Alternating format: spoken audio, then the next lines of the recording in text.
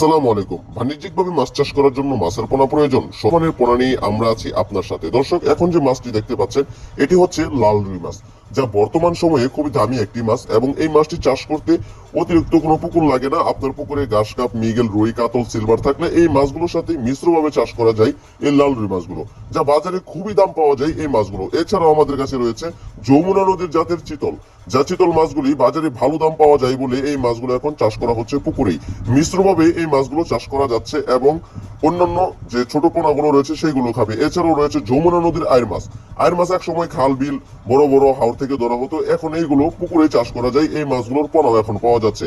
ভালো বড় সাইজের পোনা পেতে অবশ্যই আমাদের সাথে যোগাযোগ করবেন দর্শক। এছাড়াও রয়েছে আপনার পুকুরে অতিরিক্ত শামুক, ঝিনুক থাকলে এই ব্ল্যাক কার্প মাছগুলো চাষ করেন, যার বাড়তি কোনো খাবার প্রয়োজন হয় না। আপনার পুকুরের শামুক এবং ঝিনুক খেয়ে থেকেই এই মাছগুলো বড় হতে থাকবে এবং ভালো দাম পাবেন দর্শক। এছাড়াও রয়েছে আপনার যদি একুরিয়াম থাকে বা রঙিন মাছের পোনা প্রয়োজন হয়, জাপানি কই কার্প মাছের পোনা আমাদের কাছে রয়েছে।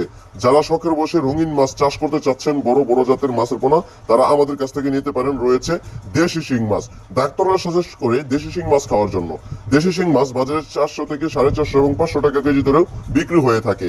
আপনার পুকুরে অতিরিক্ত কাদা এবং অল্প পানি থাকলে এই দেশি শিং মাগুর গুলো একসাথে চাষ করতে পারবেন।